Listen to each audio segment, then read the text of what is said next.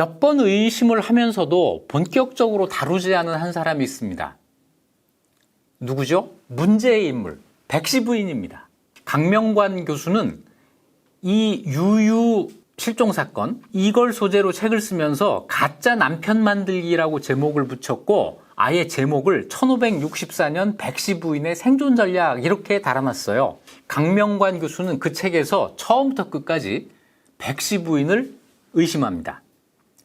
최은규가 진짜 유유가 될 경우에 누가 가장 큰 이익을 보느냐? 바로 백씨 부인이다. 최은규는 적장자의 지위, 제사를 지내는 권한, 재산을 갖게 될 것이지만 어찌 보면 유유 사건은 남편과 자식이 없는 여성이 살아남기 위해 기획한 처절한 생존 전략일 수 있다, 이렇게 이야기를 합니다. 이 사건이 진행되면서 만일 최은규가 가짜라는 것이 확정되었을 때 가장 큰 불이익을 받는 것도 역시 백씨 부인이다. 이거 최은규하고 간통한 거 아니야? 이런 의심을 바로 받게 될 거예요.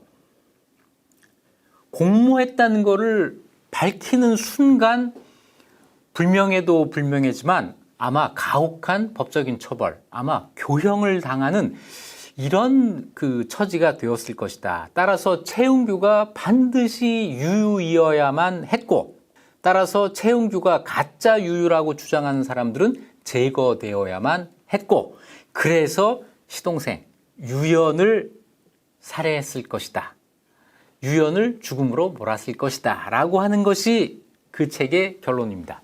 그런데 저는 그건 잘 모르겠다 이고, 오히려 어떤 해답을 내기보다는 이 책에서 제가 좀 더 주목하고 싶은 사람은 대단한 주인공은 아니지만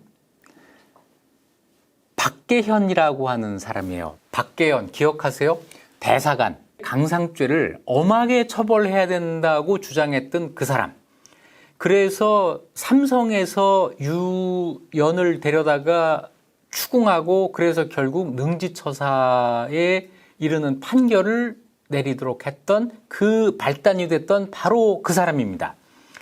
박계현은 우선 이 사건 관련자들과 어떤 이해관계도 없는 사람이에요. 실록의 다른 데서 보면은 나름 권력자와 맞섰던 강직한 관료였습니다. 제가 보기에 박계현은 이 사건의 진실과는 무관하게, 유유가 진짜냐 가짜냐, 유연이 형을 죽였냐 안 죽였냐, 이런 진실과는 무관하게 동생이 형을 죽인 이 범죄를 엄하게 처벌해야 된다고 생각한 사람입니다. 인륜을 무너뜨린 강상죄를 대사관의 관직에 있는 내가 가볍게 다룰 수는 없다, 이런 거죠.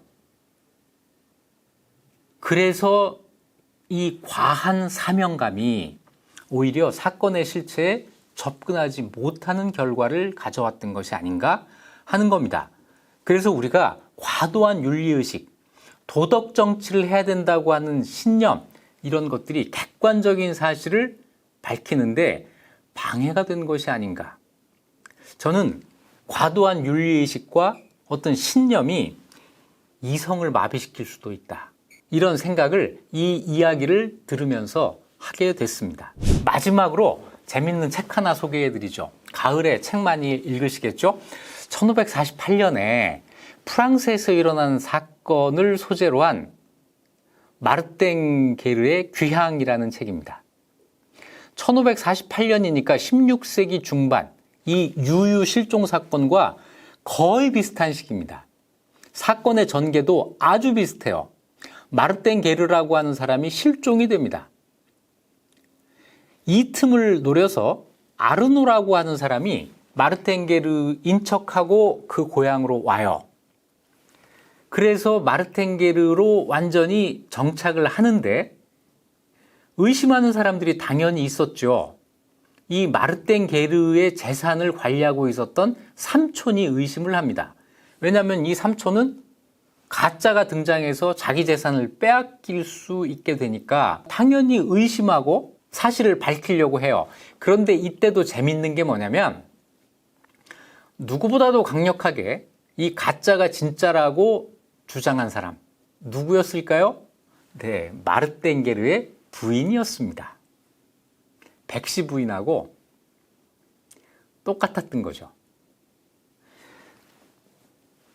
앞에 소개해드린 두 권의 책과 이 프랑스 이야기 마르땡게르의 귀향을 같이 읽으시면 또 한 가지 소득이 있습니다. 16세기 조선과 프랑스가 다르면서도 참 같았다.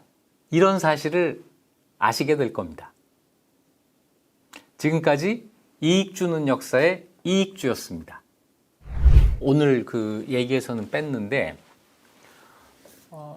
가짜 유유 최은규가 대구로 오기 전에 백시 부인과 최은규 사이에 서신왕래가 있었다는 거예요. 한 3차례 정도 서신왕래가 있었고 유연이 시동생이 형수한테 그 편지를 보여달라고 해요. 그 편지를 보면 아직 이제 그 서울에 올라가서 형을 데리고 오기 전이죠. 편지를 보면 필체를 가지고 내가 형인지 아닌지 알 수 있지 않겠느냐 하는 거였는데 잃어버렸다고 하고 보여주질 않아요. 그러니까 둘이 왕래가 있었던 거예요. 만나지는 않았더라도 편지로 왕래가 있었다는 거, 이거 하나. 두 번째로는 직접 만나지 않았다. 대구 감옥에 있을 때 백씨가 가서 맞는다라고 했으면 일이 끝나는 건데 그것도 안 한 거예요. 이건 뭐냐면 직접 사람들 여럿이 있는 자리에서 서로 대질해서 내 남편이 맞는다라고 이야기하기가 어려웠다는 거죠. 그리고 그 이후에 여러 번 기회가 있는데 한 번도 나타나질 않았다. 그리고 사건이 모두 종결되었을 때 유일한 승자는, 유일하게 살아남은 사람은 백씨 부인이에요. 최은규는 첩하구 사이에서 낳은 그 아들을 백씨 부인에게 줘서 그 집에 그 성원이 되게, 그 집의 승중자가 되게 하는 그 이익이 있었고, 백씨 부인은 어차피 자기 자식은 없으니까, 내가 위할 내 자식은 없으니까 최은규의 아들을 양자로 들여서 뭐 제사도 계속 받게 될 거지만 살아있는 동안에는 정말 총부로서 이 집안의 그 모든 일을 주관하게 되니까 그 위치가 흔들리지 않잖아요. 그래서 가장 의심스러운 게 백씨 부인이다. 심증은 가는데 물증은 없다. 이런 경우에는 상당히 좀 그럴 것 같기는 한데 단언하면 안 된다죠. 우리 역사 그 연구할 때도 그런 거잖아요. 심증은 가는데 자료가 없으면 거기서 중단을 해야 되는 거잖아요. 백씨 경우도 그런 것 같습니다.